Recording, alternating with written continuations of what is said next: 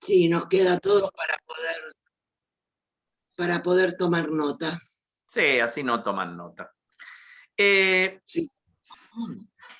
general, uno identifica el conflicto con la diferencia, con una diferencia y el enfrentamiento de las dos posiciones por esa diferencia. Pero si lo pensamos un poquito más, la definición de un conflicto es algo que no se puede resolver. Porque ustedes imaginen que en teatro, si efectivamente se resolviera el conflicto, no habría escena, no habría tensión en la escena. ¿Por qué? Supongan que somos una pareja que nos peleamos porque, no sé, porque queremos ir a algún lado y queremos ir a dos lados distintos. Bueno, si se resuelve el conflicto, esa diferencia, no hay escena, no hay situación. Justamente una situación, un conflicto teatral, se trata de que no se resuelva la diferencia, de la tensión que existe y que es una tensión difícil de resolver. Le damos vuelta, discutimos, le damos vuelta, discutimos. Yo estoy usando, obviamente, un ejemplo muy vulgar, muy banal, con lo cual me van a decir, pero si no se pueden poner de acuerdo por eso, no, bueno, pónganle que puede haber conflictos mucho más elaborados, más profundos, más dramáticos, ¿no? Un engaño, una gran mentira, una traición, etcétera, etcétera, ¿no? Hay diferencias que son más profundas. Bueno, evidentemente lo que uno tiene que tratar de mantener cuando sostiene un conflicto es esa irresolución del conflicto. En general, en teatro te dice, cuando uno define un conflicto, lo que dice es, quiero, pero no puedo. Ese es mi conflicto. Yo quiero conquistar a alguien, pero no puedo. ¿Por qué no puedo? Porque no me animo, porque no me da bola, porque vivo muy lejos. Todas las dificultades que yo pueda tener para no lograr mi objetivo. La definición del conflicto es quiero, pero no me sale, no puedo, no me animo. En una discusión, el otro que está en ese conflicto es el que también opera de negación, quiero decir, es el que me dice que no también, no es solamente que yo no puedo, sino que el otro no quiere o no puede o no me lo da.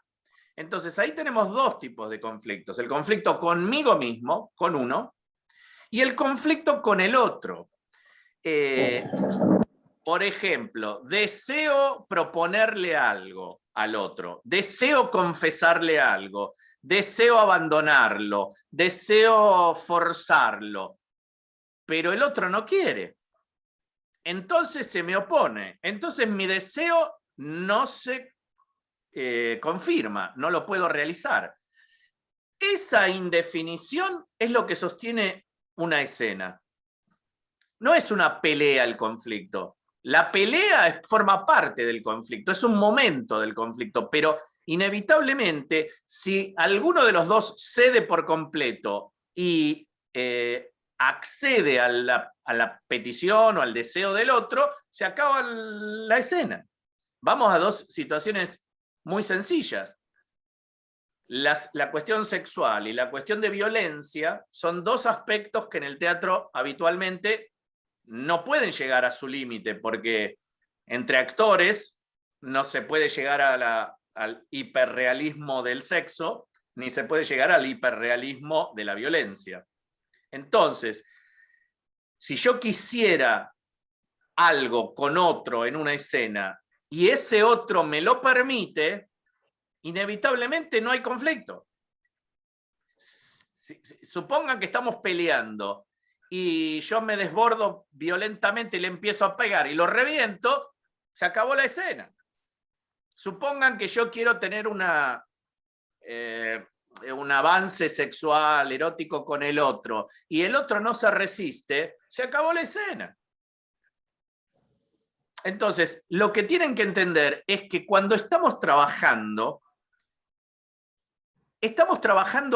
en general, para ganar una situación, para tener la razón, para dominar al otro, pero sabiendo que eso no se puede dar del todo, porque si se da del todo, se acaba la escena.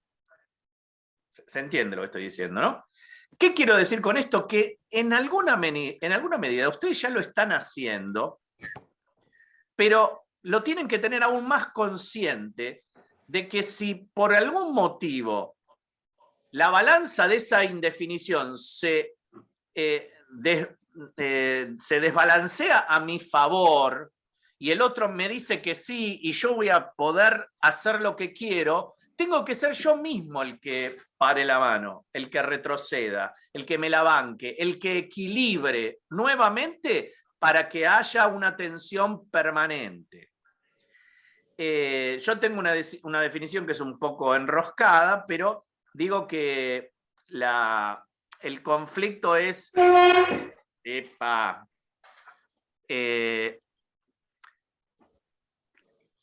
es la latencia de la diferencia. O sea, que está latiendo todo el tiempo esa diferencia. Y es la tensión de la imposibilidad. O sea, hay tensión porque hay imposibilidad de que nos pongamos de acuerdo. ¿Se entiende lo que estoy diciendo? Sobre todo los que no me han escuchado, porque Carlos, David, capaz que ya me han escuchado decir estas cosas, Andrea también, pero ¿se entiende, Patri, Dani? Sí, a mí, sí, obvio que entendí, pero me encantó que el otro día Ale me haya marcado eso, que yo no me había dado cuenta nunca, que hacía la boludez de seguir, y me reencantó, y a lo mejor él se sintió mal porque me lo dijo, y me encantó, realmente me pareció estupendo, lejos de sentirme mal. Bien. Bueno.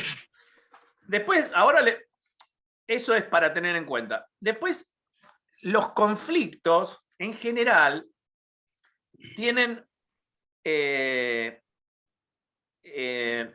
mayor, diría, son directamente proporcional a la cercanía que tengo con el otro, al vínculo que tengo con el otro. ¿Por qué? Porque yo con un desconocido puedo tener un conflicto en la calle, puedo tener un conflicto por teléfono, pero en el fondo, a mí de ese otro no me importa nada. Digo, es un desconocido, lo mando a la mierda, me voy, lo cago trompada, me voy, llamo a la policía, o sea, no me importa nada ese otro, en general, digamos, ¿no? Más allá de que me importen ciertas reglas de convivencia social, que uno sabe que no debería determinadas cosas, pero en sí mismo no me importa nada. ¿Qué pasa con... Estoy hablando de un vínculo muy lejano, ¿no? Casi no hay vínculo con un desconocido. ¿Qué pasa con un vínculo muy cercano, que sería lo contrario? Pónganle con mi pareja, con mi mamá, con mi papá, con los conflictos más cercanos. Lo que me pasa es que yo no tengo la impunidad de hacer cualquier cosa, porque por más diferencia que yo tenga, por más que lo odie por lo que me está diciendo o lo que me está haciendo, yo lo quiero. Simultáneamente lo valoro, lo quiero. Entonces ahí se arma una especie de equilibrio de imposibilidad, porque es esto que yo les decía al principio, yo quiero pero no puedo. La mataría a mi vieja. La mataría, pero no puedo. No me da, tengo una contradicción. Entonces, lo que quiero decir es que piénsenlo ustedes en el marco de las improvisaciones que estamos haciendo.